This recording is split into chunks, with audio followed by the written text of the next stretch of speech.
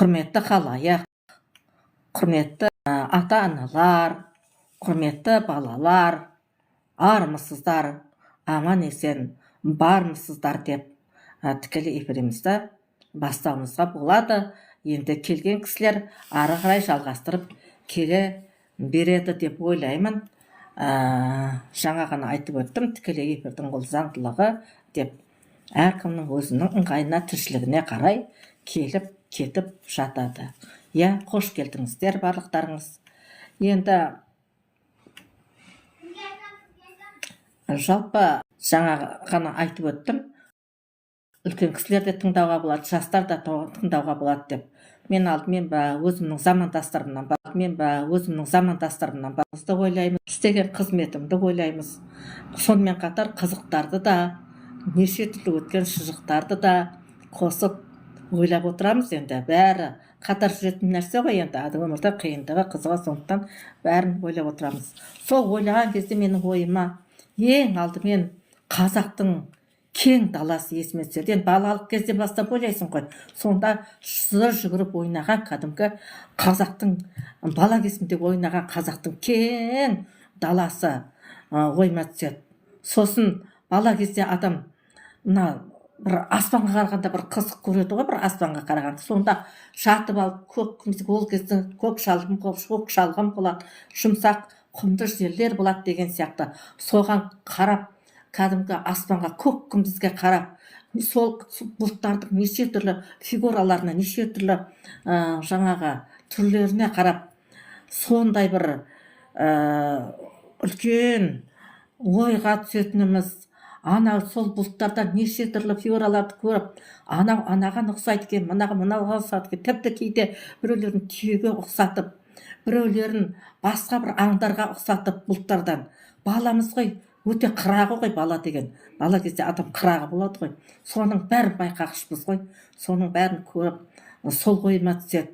Одан кейін жаңағы ата-анамыздың кең қонақжай дастарханы, сосын солармен бірге осы келген адамдармен сондай шүйіркелесіп, бір жан тәнімен сөйлесіп отырған дархан кең пейілі, ол кісілердің де сондай бір ыстық ықыласы, адамға деген сыйластыққа деген бір ыстық ықыластары бәрі есіме түсіп отырады. Сол артқа қараған кезде осы нәрселер еске түседі. Енді сондай бір қызық кезеңдер еске түседі деп айтуға болады. Қайда қарасаң да бәрін, сол байқағыш, бәрін білгің келіп тұратын несі. Әсіресе қазақтың сол жаңағы кең даласы ойыма түседі, таулары есіңе түседі, даласы есіңе түседі. Сонда жаңағы былай айтқанда, өзің көзің мөлдіреп, бала болсаң да, жас болсаң да, есейген кезде де соның барлығына мөлдіреп қарап, сол арқылы өзің ішіңе ой түйесің. Сол көріністерден өзің ләззат аласың. Сол көріністерден бала кезден бастап ішіңе ой түйесің. Сол жаңағы осы қазақтың баласының бәрі көздері қап-қара болып, соның бәріне қарайтын осындай жастық шақ бәрінің басына өткен шығар деп ойлаймын. Яғни айтқанда, қара көзіңнен мөлдір қазақ даласыны көрдім, сен дала боп ендің өр тағдырыма. Қара көзіңнен мөлдір қазақ тауларыны көрдім, сен тау болып ендің өр тағдырыма. Сен дала болып ендің өр тағдырыма деп қазіргі кезде солтың бәрін ойлағанда бір осындай сезімдер адамның жанын тербейді. Осындай сезімдер ойыңызға келеді. Осындай әсерлерден кейін енді балалық шақтан өткен мектепке барған кездеріміз, сол 10 бала үйде топырлап бір отбасындағы 10 бала өскеніміз, барлық бауырлар бірге жүргеніміз, соны әртүрлі ұйқастарды айтып бір-бірімізбенен сондай бір иронияға, сарказмге толы неше түрлі күлкілі ұйқастарды айтып, сол күлген, сол жаңағы өзі жанымыздың шығармашылыққа құмар болғандығы, бәріміздің сондай бір жаңағы газеттерге Қазақстан пионері бола ма, басқа бола ма, сол баспасөз беттеріне жапа тармағай осы мақалалар жазғанымызға, солардың бәрі ойымыздан өтіп жатады. Ал енді кейде мұңды шақтар да еске түседі ғой, күлкілі жақтармен бірге. Ал күлкілі шақтар еске түскен кезде кейде сол жымиып, жүзіңде бір көзің адам күлкі жымиып, бір күлкі пайда болады, адам бетінде пайда болады ғой. Сол кезде сондайда немерелерім жаңағы қарап отырады маған, ылғи сөйтіп отырып айтады: әже, күлкіңіз келіп отыр ғой дейді жаңағы маған. Күлкіңіз келіп отыр ғой, неге күлкіңіз келіп отыр деп сөйтеді. Сосын енді оларға да өмірлеріне де естерінде қалсын, олар да күлсін деп жаңағы кейбіреулерін айтып беріп отырамын. Енді олар бала емес па? Бар болмыстарымен әже деп тағы айтып беріңізші дейді. Содан тағы біреуін айтамын. Олардың жаңағы сұрақтары қызық немерелерімнің. Бүйтеді: әже, кішкентай кезіңде қалай қызықтар көп болған деп сұрайды менен. Күнделікті айтамыз ғой, бір отбасында тұрғасын, ондай жағдай күнделікті қайт. Әже, қалай жас кезіңде қызықтар көп болған дейді. Еш таусылмайды дейді. Ал бізде ондай қызықтар көп емес қой дейді. Соған біз таң қаламыз деп айтады. Және олың бәрі өте қызық дейді. Күлмеу мүмкін емес деп сұрайтындар бар. Сонда мен айтам ғой, осы қызықтар болады ғой, бірақ енді сендер көбіне соткаға қарап сондай қызықтарды көп байқамайтын шығарсыңдар деп сөйтіп сұрайды. Қалай ұмытпағансыз деп сұрайды менен кейде. Сонда айтам, біздің кезімізде қызықтар өте көп және шын беріліп, соны қарағансын есімізде қалған деп үнемі айтып отырам. Ал енді жаңағы кейде мұңды шақтарда әженің көзіне жас келген сияқты деп айтады кейде. Сондайда біреулер айтады: әжем енді 70-ке келді ғой дейді немерелерім біреу. Сосын бәрі ойына түскесін сол мұңданады ғой десе. Біреулер айтады: әжем 70-ке келген жоқ, 70-ке келген әлдеқашан тойлап қойғанбыз. Әжем 70 деп қашан асып кетті деп бір-біріменен солай айтып жатады. Енді қызық, енді балдармен отқаны. Мен осы отбасындағы қызықтарға да сондай бір немерелерімнің қызығына да тоймай қызықтап қарайтын адамның біреуімін. Солармен ойнаймын, соларды ойнатамын деген сияқты. Солай уақытты өткізіп жатамыз енді. Арасында неше түрлі әзілдер айтам, еркелетіп отырам кейде. Кейде айтады: әбден эмоцияға беріліп, тыңдап, қызығып, күліп, әже, әбден күліп шаршадық қой, сәл кідіре тұрыңыз деп айтатындары бар. Мен енді ондай кезде тоқтатып, дем алып алсын деп, олардың да әлгі жинап алуын күтіп отырып, сосын қайтадан сөзді бастаймын. Кейде бір алғы сөздер айтып күлдіріп отырам әдейі. Кейде жұмбақтар айтамыз, мақал мәтелдер айтамыз, солай сөйтіп отырамыз енді. Сөйтсем айтады, жаңағы ескі жұмбақтар өзі қазіргі жұмбақтарға онша ұқсамайды ғой. Сонда айтады: әже, осы жұмбақтарды өзіңіз шығардыңыз ба дейтіні бар. Қазіргі жұмбақтарға ұқсамайды ғой дейді. Жоқ, бәрін сол халық шығарған жұмбақ. Бірақ енді сол заманда өзінің заманына қарай жұмбақтар осындай болған деп айтып түсіндіріп отырамын. Сосын ең соңында біраз уақыт отырғаннан кейін, ал енді ертеңге бір жұмбақты айтып жіберемін деймін. Соны өздерің шешіп келесіңдер деп айтам. Сөйтем дағы мына бірде мынады жұмбақты айтып жібердім. Осылай әрдайым болып тұрады ғой. Бірде мына жұмбақты айтып жібердім. Бір таудан бір тау тұрады биік, ортасына бәлені жиып дедім. Бәленің зардабына шыдай алмай бұтына жібереді сыйып дедім. Сөйтіп бәрі ауыздарын басып бүйтіп, немерелерім күлді, жектер қатып күлді. Сөйтіп айтты: әже, ұятсыз айттыңыз ғой дейді. Сосын мен әдейі біліп тұрмын ғой, бірақ әдейі солардың эмоциясы қалай болар екен деп, қандай ұятсыз айттым, ұятсыз айтып отырмын ба не деп. сөйтсем айтады: әже деп тағы күледі, бәрі тырқылдап. Айтып көріңізші қайтадан дейді. Қайтадан айтам. Сосын бір таудан бір тау тұрады биік, ортасына бәлені жиып, бәленің зардабына шыдай алмай бұтына жібереді сеп десем, ауыздарын басып тағы күледі. Сөйтіп айтады: әже, байқамай отырсыз ба, ұятсыз айтқаныңызды байқамай отырсыз ба? Ішінде ұят сөз бар ғой, ұят сөз дейді. Сосын: ол қайсы сөз ол? Мен соны байқамай отырмын дейді. Сөйтсем айтады: сіз әжесі сонда туалетке барасыз ғой дейді.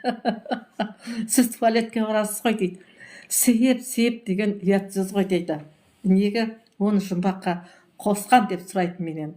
Сонда мен айтам: жұмбақтың шешуін табу үшін сол сөз ең үлкен рөл атқарып тұр деймін. Сол сөз арқылы жаңағы жұмбақтың шешуі табылайын деп тұр дедім. Сондықтан біздің бұрынғы дана халқымыз осылай шығарған, ұстап тұтқан заттары болсын, басқасы болсын, бәрін жұмбаққа қосып отқанда, сол жұмбақтың шешуін табу үшін осы сөз керек болып тұр дедім. Сиып деген сөз. Сондықтан қосқан деп айтсам, бұлар ондай жұмбақты естімеген ғой. Бір күлет ауыздарын басып, әже, ұятсыз айттың ғой, ұят қой деген сияқты. Міне осындай болып біз рахаттан отырамыз. Сондай бір қызық немерелермен отырғаным. Кейде мен осы күнделікті бір рахаттанып, күліп, мамыражай үйде немерелермен өте бір сондай шаттанып отырған кезде өзім ойлаймын: менің өзімнің үйім бейне бір керемет рахаттың ұясы сияқты деп ойлаймын. Керемет бір рахаттың ұясы сияқты деп ойлаймын. Жаным жай табатын, көңілім орнына түсетін, көңілденіп отыратын бір рахаттың ұясы сияқты деп ойлаймын. Әлгі баяғыда бір сөз бар ғой, өз үйім өлең төсегім деген. Сол бекер айтылмаған деп ойлаймын. Бекер айтылмаған. Сондықтан сіздердің де үйлеріңізде, өздеріңіздің үйлеріңізде сондай бір жақсы, жайлы, рахаттың ұясындай бір жан рахатының, жаның ләззат алатын, сондай бір рахат алатын тамаша бір ұя сияқты отан отбасы болғанын тілеймін. Өте жақсы, әлгі балалы базар дейді, ол да бар ішінде. Сондықтан әсіресе мен өзімнің замандастарыма, әжелеріме осыны айтқым келеді: балалармен жақсы отырсаңыз, бақшыл балалардың көңілін тапсаңыз, бір рахаттанып күледі. Жаңағыдай бұралқы сөзді де, әзілді де өзі қарап отқанда солардың істен тірліктерінен бір неше түрлі ой, тамаша нелер шығып жатады ғой, өзінен өзі әзіл шығып жатады. Соларды қарап отсаң, әр қимылдардан кейін әзіл бұралқы сөздер шығып жатады. Сондайлардың барлығына бала үйренеді. Сосын оның үстіне бала астарлап сөйлеген сөзді қатты түсінетін болады. Бұл менің замандастарым үшін енді жастар көбіне жұмысқа барады, басқа қылатын уақыттар болмайды ғой. Ал менің замандастарым үшін бұндай нәрсені айтып, мақал мәтел болсын, жұмбақ болсын, соның бәрін айтып отыру, және жаңағы әрбір тірлігіне қарап, бұралқы сөз дейміз ғой, сондай әзілмен бұралқы сөздер айту, оны басқаша әзілмен айту немесе жай әзіл сөзбен айту, сонда былай астарлап айту, соның барлығын бала жайлап түсінетін болады. Әрине алғашқыда түсінбейді, жаңағы мынаны да түсінбей, ойбай деп ауыздарын басып отыр ғой, әже, ұятсыз айттыңыз, соны өзіңіз білмей отырсыз ба, байқамай отырсыз ба деген сияқты ойбай әжетханаға бармайсыз ба деген сияқты. Бірақ соны кейіннен оның бәрін түсінетін болды. Осы жұмбақтың шешуін ойлады әбден. Содан біраз қиналды, шешуін таба алмай. Сосын мен айтып бердім, өйткені қазір көп қолданылмайтын нәрселер олар, көп айтылмайтын нәрселер, сондықтан да таба алмайды. Сіздер де ойланып осыны шешіп көріңіздер. Енді менің замандастарым тез шешетін шығар деп ойлаймын бұл жұмбақты. Ал енді содан кейін, шешкеннен кейін немерелеріңізге әдемілеп түсіндіріп берсеңіздер тіпті жақсы болады деп ойлаймын. Иә. Сондықтан бәріне шүкірлік жасаймыз. Сонда да кейде сол айтып отырамын осылай: Алла, бәріне шүкір, көрсеткеніңе шүкір, қанағат деп отырған кезде ұзақ ойдан адамның көзіне бір жас кеп қалады ғой. Сол кезде де сонда да сұрайды жаңағы немерелерім: әже, жастық шағыңызды ойлап, бір сондай өткен өміріңізді ойлап жылағыңыз келіп отыр ма деп сөйтіп те сұрайды кейде.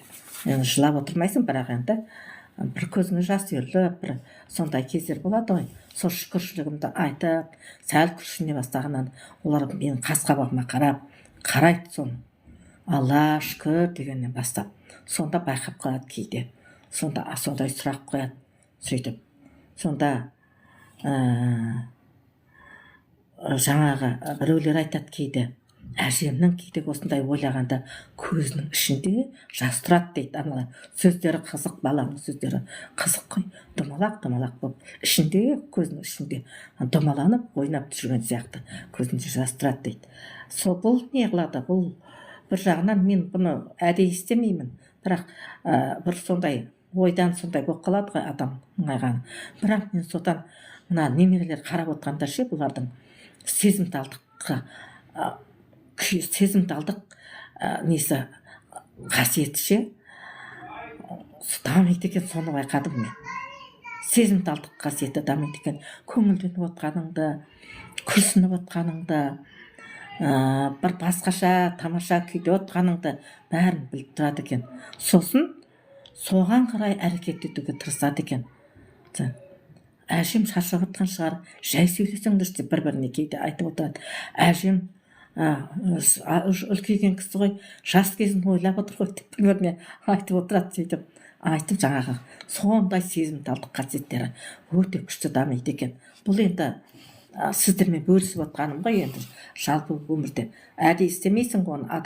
Адамның өте көңілденуі де, басқа орташа күйде отыруы да, адамның кейде бір сондай тұңғиық ойға түсуі де, бәрі ол жасанды істей алмайсыз, ол өзінен өзі болатын нәрсе. Бірақ сол баланың сезімталдық қасиетін арттыруға үлкен әсер ететінін мен байқап жүрмін. Сөйтіп сонда айтады: әжем жас кезін сағынған ғой дейді. Сөйтіп бір-біріне айтады, біз далаға шығып доп ойнаймыз, мысалы, далаға шығып жаңағы волейбол ойнаймыз, футбол ойнаймыз. Соның бәрінде әжем бұрын сондай әжемде әртүрлі ойнаған, соның бәрін істей алмай отыр әжем қазір. Содан әжем соны ойнай алмай отқасын. Бала ғой енді, басқа нәрсені тереңге бара бермейді, бірақ айтады: соныған бәрін ойнайын десе ойнай алмай отыр, тез шаршап қалады әжем. Мен енді дәл сол ойынды аңсап отқан жоқпын ғой, бірақ олар солай айтады: әжем ойнай алмай отыр, біз ойнап жүрген көреді. Сөйтіп әжем сөйтіп мұңаяды ғой деп айтады. Енді қызық олардың айтып отқанын тыңдасаң, сондай бір бала болса да ақылы ерекше дамуына да әсер ете ме деп ойлаймын. Жаңағы енді олар өзінің шамасында ойынды айтып отыр, ал қайғыны қайдан білсін олар, тағдыр дегенді. Соны олар солай неғып отырады. Сонда жастық шақ туралы кейде сол өткен жастық шақ туралы әндерді де айтып беріп отырамын жаңа немерелеріме. Мысалы, Нұрикамалды айтуға болады: жастық шағым қайда менің деп. Сондай сияқты әндерді айтып сөйтіп отырамын. Бұл енді тақырыбымыз бір жағы баланы қамқорлық жасау, баланы жақсылыққа тәрбиелеу болса, онымен қоса өзіңіз арқылы да соның баланың кейбір сезімдерін дамытуға болады деген сөз.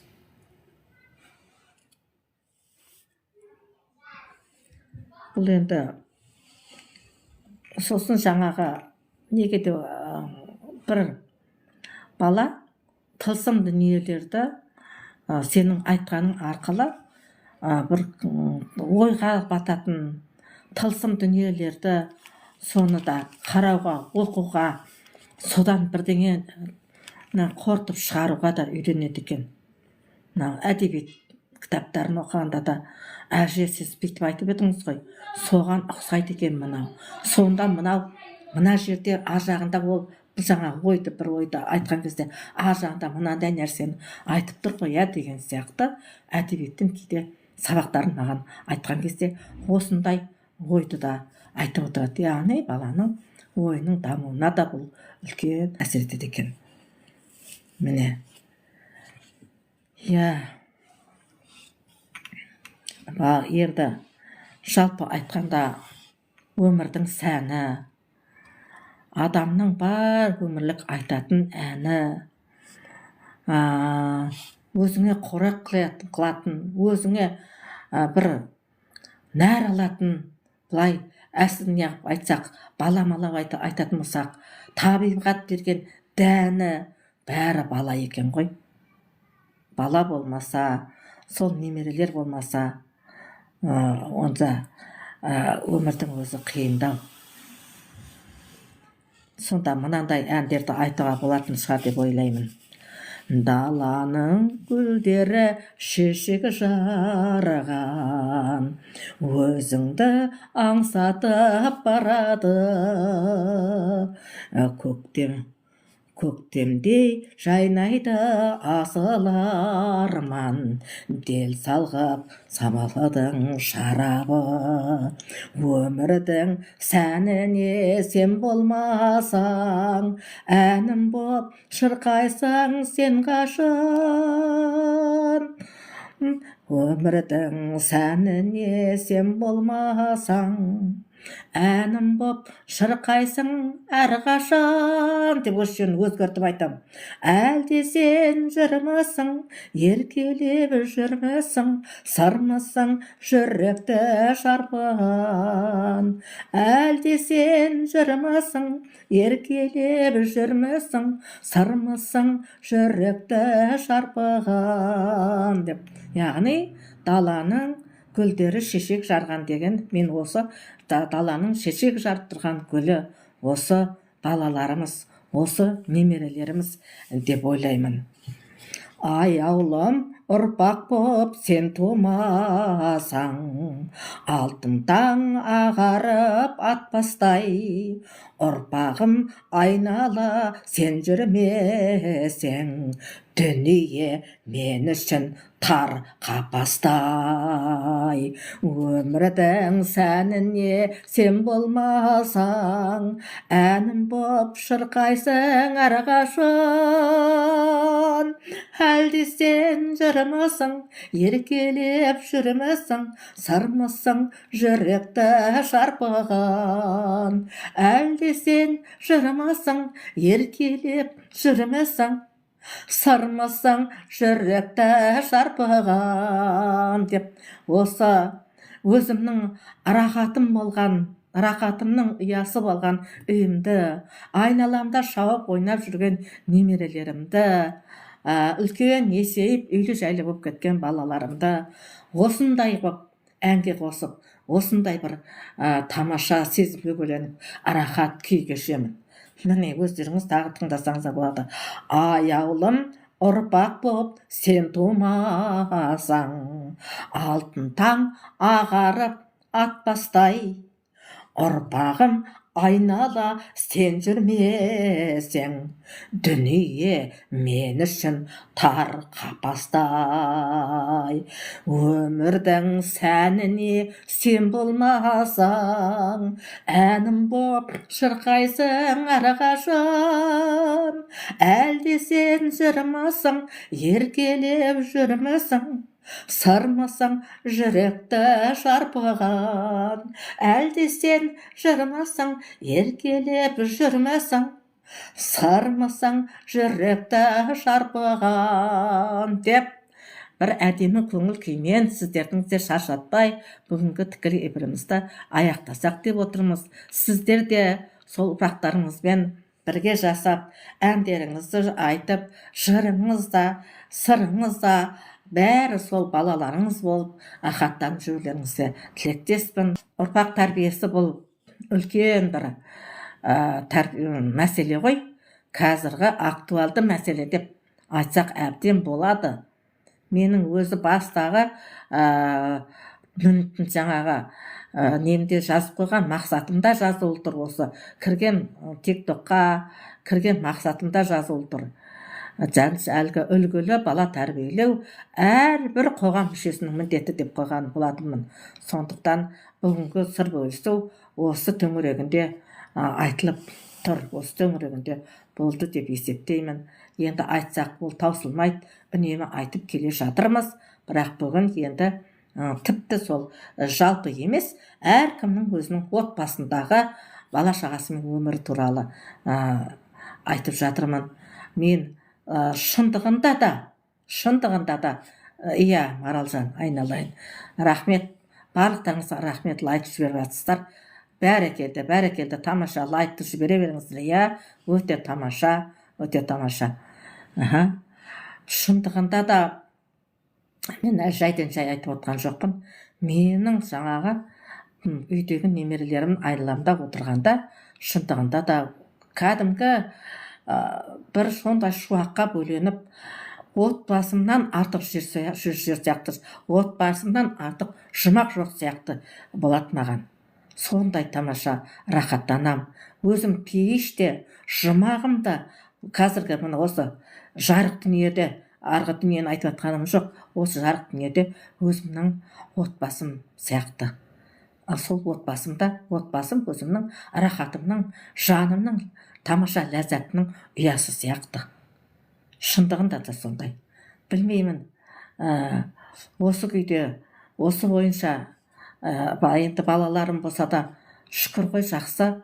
Немерелерім де осы бойда, осы қалыппен, осы тәрбиемен, осы сондай жұмсақ жүректерімен, адамға деген бір ыстық ықыластарымен қалыптасатын болса, онда мен сол әлде де үлкен үмітім бар өмірден. Өте сондай жақсы, әрқайсысы жеке отбасы болады деген алдағы үлкен үмітім бар. Биіктерден көретін бір күнім бар шығар деп үміттенемін. Қанша өміріміз қалғанын қалайсыз? Иә, жақсы, Марал, шүкір, жақсы, иә, шүкір, жақсымын. Енді бір сондай қанша өміріміз қалғанын білмеймін, бірақ болашағымыз, ұрпақтарымыздың болашағы жақсы болатын шығар деген ойда болып тұрмын. Дәл айта алмаймын, әрине олар әлі өседі, әртүрлі ортаға түседі, әртүрлі достармен, әртүрлі жолдастармен жүреді. Дегенмен дәл қазіргі өзімнің айналамда осындай білгенімді айтып отырғанымда бір әдемі болып, жақсы қалыппен өсіп келе жатыр. Мейіріммен, шапағатпен, сіздің жаңағы көңіл күйіңізге қарап, сіздің қандай көңілде отқаныңызды жаңа айтып өттім. Соның бәріне көңіл бөліп, әжем деп бір сондай рахат, сондай бір айналамда бір қорғанның бәрі маған қорған жасап тұрған, бір қорғаным, айналамда бір ыстық ықыласпен тұрған бір жылу бар жандар қорғап тұрғандай, өзімнің отбасымды айтып отырмын. Сондай рахат көңіл күй кешем. Өте тамаша деп ойлаймын. Алла соған жеткізсін. Жақсы тәрбиелі осымен қастарына енді осындай тәрбие алып жүргенде жолдастарын да өздерімен бірге алып жүріп, жақсы көңіл күйде, жақсы тәрбиемен жүріп, жақсы оймен жүріп, жақсы қалыптасса екен деп тілеймін. Иә, жақсы аман болыңыздар. Балаларыңызды жақсы қылып тәрбиелеңіздер. Менің замандастарым, әсіресе біз енді бос отырған адамдармыз ғой. Немерелеріңізге тәрбие берсеңіздер, жақсы осындай әйтеуір қолыңыздан келген нәрсені үйретсеңіздер, шын ниетіңізбен қамқор болсаңыз, ол балалар да немерелер де өте жақсы болып шығады. Бірақ үлкен махаббат керек, аналық махаббат керек, әжелік махаббат керек. Сонда біз өзіміздің әжелік миссиямызды өте жақсы орындаған боламыз деп есептеймін. Әлгі қазақшалап айтқанда қырғиқабақ болып былай жақтыртпай олай қарамайық. Қайсымыз болса да шын ниетімізбен, шын махаббатымызбен қарап, шынымен жан тәнімізбен соларға барлық жылуымызды берсек, онда өте жақсы осындай ұрпақ тәрбиелеп, сол арқылы әрбір отбасы, әрбір отбасында, әрбір ошақ басында дегендей сондай немерелерімізді тәрбиелеп шығатын болсақ, жалпы қоғамда да сондай адамдар қалыптасады деп ойлаймын. Жақсы, барлықтарыңыз аман болыңыздар. Айналайын, саған да өте рахмет. Жақсы бол, аман бол. Сендердің барлықтарыңыздың, бала шағаларыңыздың сондай бір жақсы болып өскеніне, рахаттарын, жақсылықтарын көргендеріңе тілектеспін. Айналайын, марлар кейіннен кеп қалдың ау деп ойлаймын сен. Соңғы жағынан кеп қалдың ау.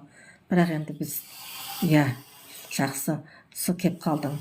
Бірақ біз енді мен созып жатырмын дегенменен, біз енді қай күні шығатынымызды білмейміз ғой, шығып қаламыз аяқ астында. Бөтен адамдар, бұрын кірмеген адамдар кіріп қалады. Жаным аман болып тұр, сау болып тұр, сен де сау.